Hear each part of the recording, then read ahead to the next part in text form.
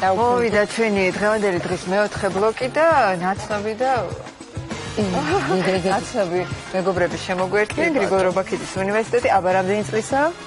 20. მე მეკითხები?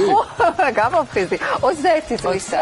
და ზუსტად ის ასაკია, როდესაც ჩვენ გვაინტერესებს რაღაცა შეჯამება გავაკეთოთ განდრილი ცხოვრების რობაქის ძიძე. სალამი. კიდევ ერთხელ მაყურებელს გავესწრებ და შევახსენებ ჩვენს სტუმრებს. ნატო მახათაძე, რობაქიძის უნივერსიტეტის კულტურული შემეცნებითი ღონისძიებათა ორგანიზაციის სამსახურის ხელმძღვანელი, კი მითხრა შეამოკლეო, მაგრამ გამავიწყო როგორ უნდა შემოუკლებინა.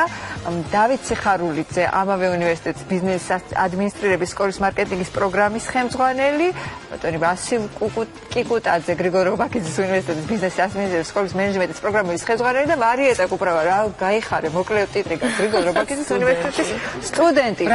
სალამი, რა რეგალიები გაქვთ. აბა ნატო, რა ხდება? მყოფადეთ, ჩვენი მეგობრები ხართ, შესაბამისად ძალიან სასიამოვნოა მეგობრებთან ერთად, რაც დროს პატარა მონაკვეთის გატარებაც კი. რაც ბევრი საინტერესოა, ბევრი სიახლეა, თუმცა ბევრ საკითხზე გვისაუბრია თქვენთან ერთად, თუმცა ვფიქრობ არასდროს არ მიხსენებია ის, რომ ჩვენ გვაქვს ძალიან საინტერესო დევიზი. ჩვენი დევიზია თითოეული სტუდენტისაგან შესაძლებლობათა მაქსიმუმი და თითოეულ სტუდენტს ჩვენი ზრუნვისა და მხარდაჭერის მაქსიმუმი. რას ნიშნავს ეს? ეს ნიშნავს იმას, რომ როდესაც სტუდენტი არის მოტივირებული, ანუ მას უნივერსიტეტის მხრიდან მხარდაჭერა, ის ბევრად მარტივად მიაღწევს აი მაღალ, ესე ვთქვათ, დონეს, იმ შედეგს, რეზულტატს, რომელიც უნდა ჰქონდეს ყველა სტუდენტს, რომელიც ამთავრებს უნივერსიტეტს. UNESCO-ს განათლების საერთაშორისო ინსტიტუტმა ჩაატარა გამოკვლევა, რომლის მიხედვითაც გრიგოლ რობაქიძის სახელობის უნივერსიტეტი შესულია იმ ხუთეულში, რომელთა კურსდამთავრებულებმა, ესე ვთქვათ, შეძლეს და დასაქმდნენ. იმ ხუთეულშია შესული, ანუ ჩვენი სტუდენტები რეალურად პროცენტულად ძალიან დიდი მაჩვენებელია. არიან დასაქმებულები და ძალიან ისე ვთქვათ, კარგ საინტერესო სამსახურებში არიან. შესაბამისად, ჩვენ ვცდილობთ, რომ აი ეს მარჯა შევინარჩუნოთ, არ დავთმოთ და შევქმნათ мотиваცია. ჩვენი მისია მაღალი კვალიფიკაციის მქონე სპეციალისტები გავადინოთ, ესე ვთქვათ, ბაზარზე. აი ესე უშუალოდ. გადინებაში. მინდა რომ არ დაგავიწყოთ, რომ მე ძალიან ესე როგორც მოქალაქის უბრალოდ მაინტერესებს, ვიცი რომ პროგრამები გაქვთ ძალიან საინტერესო. კი ბატონო, ამ პროგრამებზე აუცილებლად ვისაუბრებ, თუმცა მანამდე კიდევ ერთი რაღაც მინდა მოვყვე. როდესაც საუბრობ мотиваციაზე, სამოტივაციო, ასე ვთქვათ, ბაზა არსებობს აბიტურიენტთათვის. ძალიან მალე იწყება რეგისტრაცია ერთიან ეროვნულ გამოცდებისთვის. ჩვენ გვაქვს ბენეფიტები. мотиваცია ჩვენი აბიტურიენტებისათვის ეს არ არის იაფასიანი ტრიუკი, ეს რეალურად ჩვენი გულწრფელი მხარდაჭერაა, იმიტომ რომ ჩვენ გვჭირდება ყავდეს კარგი სტუდენტი, რადგან ეს სტუდენტი საბოლოოდ ჩვენი უნივერსიტეტის სახეა. ეს სტუდენტები, ვინც შემოხაზავენ 0-33-ს და მოხვდებიან სარეიტინგო ქულათა პირველ 1000-ში, უფასოდ ისწავლიან გრიგოლ რობაქიძის სახელობის უნივერსიტეტში. ეს სტუდენტები, ვინც შემოხაზავენ 0-33-ს პირველ ადგილზე და არ მიიღებენ სახელმწიფო გრანტს, მათ ექნება 20%-იანი, ასე ვთქვათ, დაფინანსება. ისინი, ვინც შემოხაზავენ პირველ ადგილას 0-33-ს და მიიღებენ გრანტს, მოხვდებიან პროგრამაში გრანტს პლუს გრანტი. რას ნიშნავს ეს? სახელმწიფო გრანტი აქვს სტუდენტს, აბიტურიენტს 100%-იანი, უნივერსიტეტი შესაბამისად აძლევს 100%-იან გრანტს. 70%-იანი აქვს უნივერსიტეტი, აძლევს 70%-იან გრანტს. 50%-იანი 50%-იან გრანტს ჩუქნის უნივერსიტეტის, ვთქვათ, ალმა მატერის გრანტი. ის სტუდენტები, რომლებიც არ შემოხაზავენ პირველ პრიორიტეტად 0-33-ს, მაგრამ მათ აქვს სახელმწიფო გრანტი, შესაბამისად მათზეც ვრცელდება ეს ჩვენი ბენეფიტები, არა ისეთი, ესე ვთქვათ, თავისთავად შესაბამისობით, მაგრამ მაინც 100%-იანი გრანტი არის 20% უნივერსიტეტისაგან, 70%-იანი 15, 50%-იანი 5, ანუ მაქსიმალურად ვუწყობთ ხელს ჩვენს აბიტურიენტებს. კიდევ რის თქმა მინდა, რომ სოციალურ საკითხებთან დაკავშირებით, ვისაც აქვს პრობლემები, თავისთავად ინდივიდუალურად ხდება მათი, ასე ვთქვათ, პრობლემების განხილვა. თუ ერთი ოჯახიდან 2 წევრზე მეტი სწავლობს ჩვენთან 20%-იანი ფასდაკლება, სემესტრის ბოლოს საირეიტინგო ქულათა, ასე ვთქვათ, შეფასებით ის სტუდენტები, რომლებიც პირველ ადგილს მოიპოვებენ აკადემიურ მოსწრებას გულისხმობ.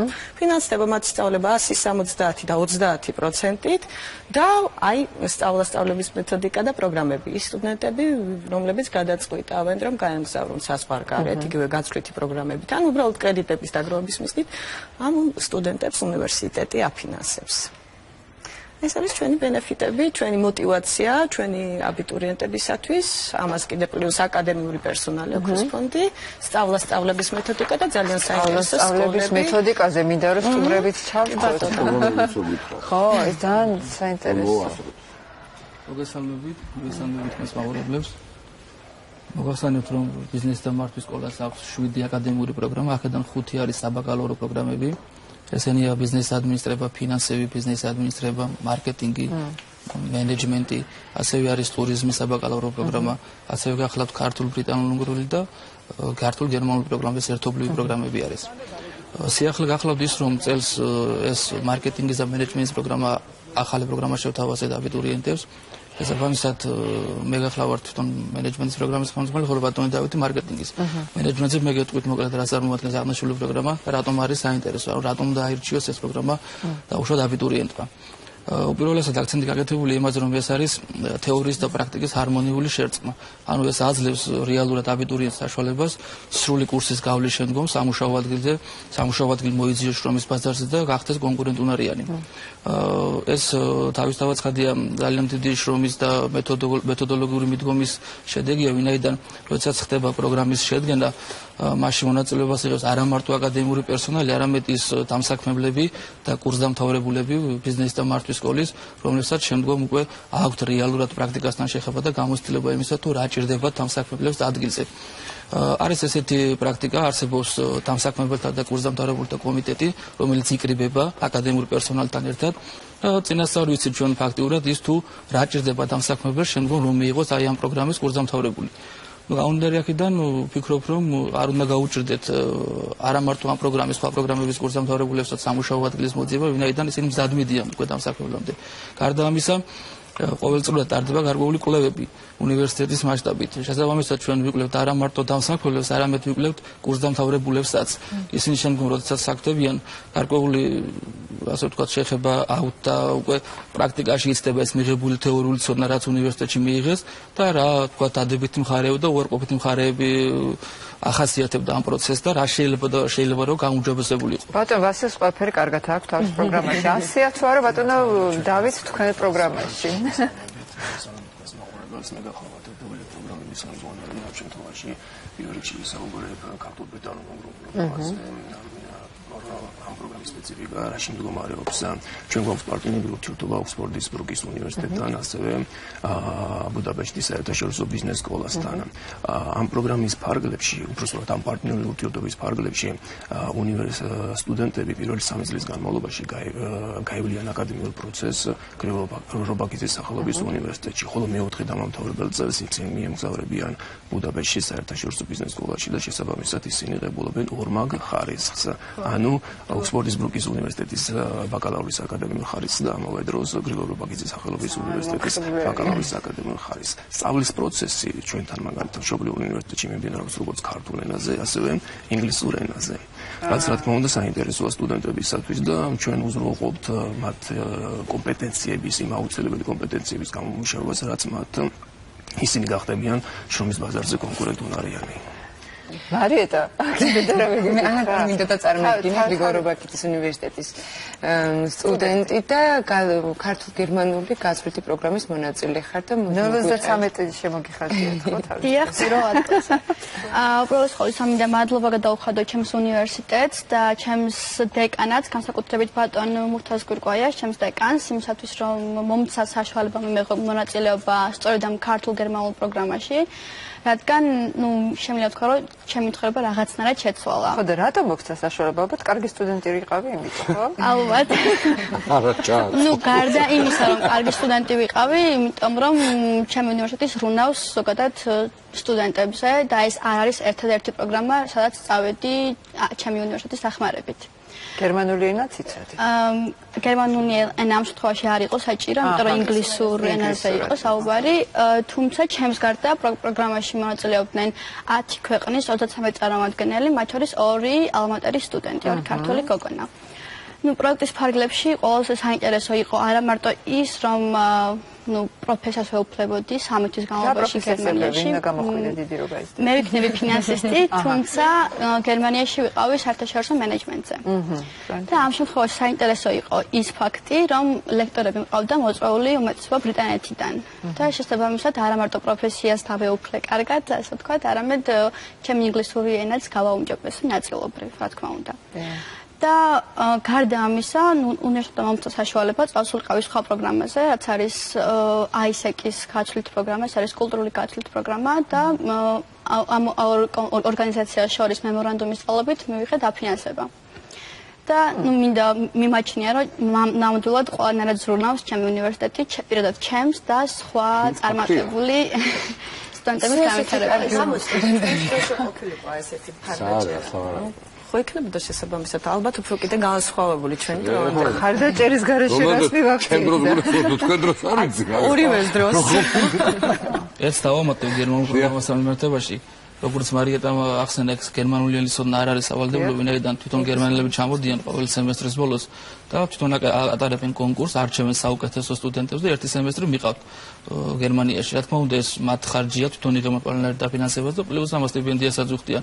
გარდა ამისა, იქ წარმატებულ სტუდენტებს საშუალება აქვს გაიაროს პრაქტიკები ისეთ გრანდიოზულ ორგანიზაციაში, როგორც არის Deutsche Bank, Volksbank და ასე შემდეგ.